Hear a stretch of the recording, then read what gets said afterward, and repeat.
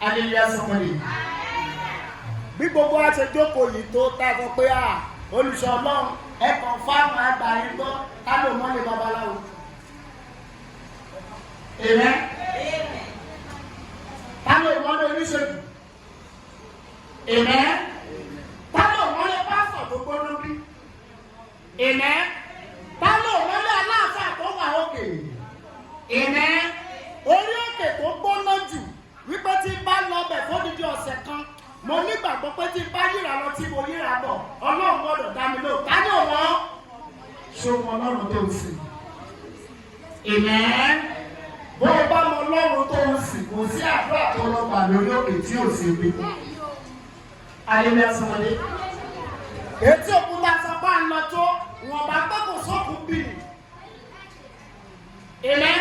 Tókun bá wà bí àgbàdúrà àdúrà dẹ̀ máa gbà.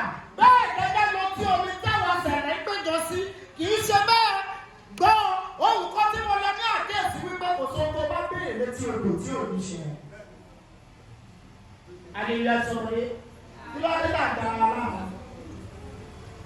Ọpẹ́ tó ò lè ṣe lórí òkè ẹ wọ́n bá fún ẹ lásán tẹ́lẹ̀ gba àwọn nídìí sọ́nà 2 million àbí 200,000 wọn ò bí ẹni kó má fi tara ṣe wípé kó tó dọ̀la o dẹ̀ máa rà àánú gbà ìwọ́n kó owó àjọ tó gbà tó fẹ́ fi sí ṣọ́ọ̀bù wá ṣe máa fà á.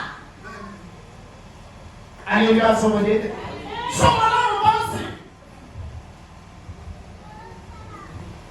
Ìdá mẹ́wàá ẹ̀gọ́ pàápàá láti ìgbà tí o ti mú 2025 ẹ̀mẹ́lò ló sọ lórí òkè yìí bó o bá dẹ̀ gorí òkè bòmí tó sọ pé brown yìí 7,000 èdè kó tó di ìwòyí ọ̀la àánú máa ṣẹlẹ̀ wá sọ.